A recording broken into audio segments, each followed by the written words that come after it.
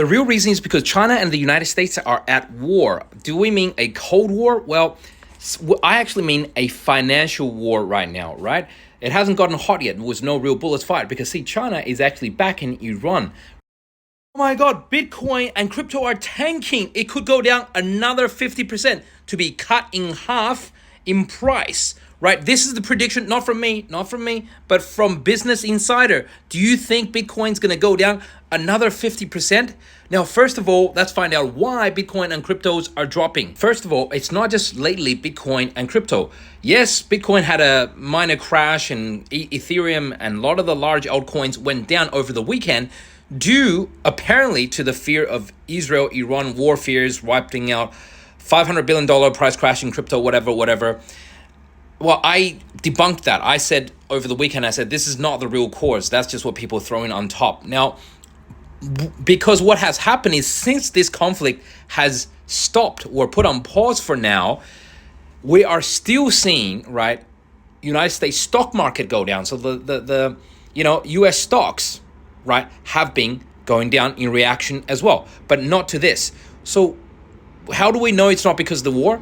Well, it's because gold prices are kind of holding steady. If there is actual real danger of war, then gold will be taken off, right? Gold it's high, but it was doing that even before this whole war talk started. What is really causing the US stock market and Bitcoin and crypto to tank? And is this a buying opportunity? It's basically, once again, the US dollar and the United States 10-year treasury yield, right? It's essentially the borrowing rate, right? United States government borrows at for 10 years, right?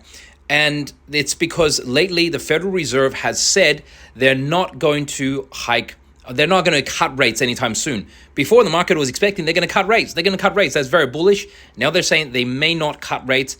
They're going to hold it in place. So that's why this rate, this 10-year yield has been going up. And that's also pushing up the United States dollar, which is very important, right, for the US stock market and crypto. Folks who have been following my videos for a while now knows that when the US dollar goes up, it means we're in a risk-off kind of mode, right, as it has been doing. So therefore, crypto and NASDAQ are pulling back.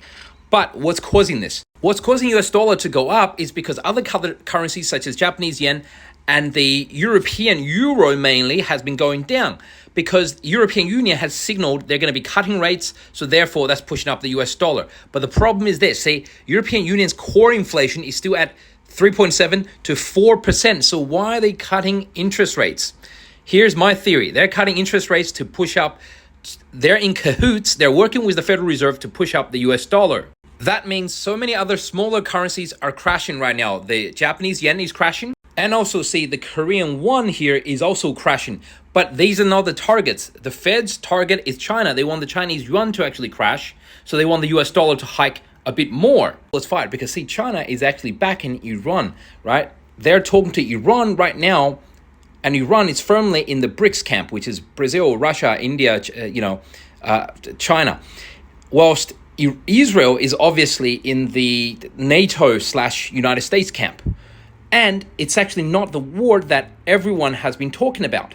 So this comes back to answering the question raised at the top of this video, which is why is United States thinking to delay rate cuts? Because when you do that, it pushes up the US dollar and the euro falls, right? And it pushes up the US dollar, it crashes other currencies such as Japanese yen, such as Korean won, and especially they're trying to crash the Chinese yuan. Why? Because China is on the side with Russia, it's on the side with Iran right now, right? Whereas United States obviously and NATO siding with Israel. So when you do that, then what happens is they hope to do this, it crashes the economy, the currency of a number of countries such as, Korea, Malaysia, Indonesia, Argentina, Turkey, like it did during the Euro crisis 2011 and the Asian financial crisis 1997.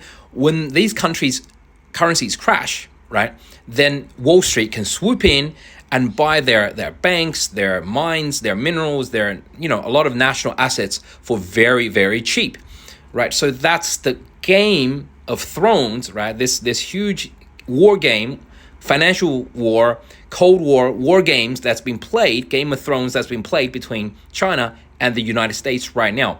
And unfortunately, when the United States raises interest rates like this and US dollar goes up, then of course it would bring down the US stock market, especially the NASDAQ, and also cryptos. So finally, I would think that the NASDAQ, the QQQ ETF, would get down to probably around 404, that area, whilst Bitcoin probably something like high 50s, right? No guarantee, but I think high 50s probably a nice place for support, for bottom, and then Bitcoin and crypto continues its bull run from here. So a dip is a buying opportunity in my opinion, right?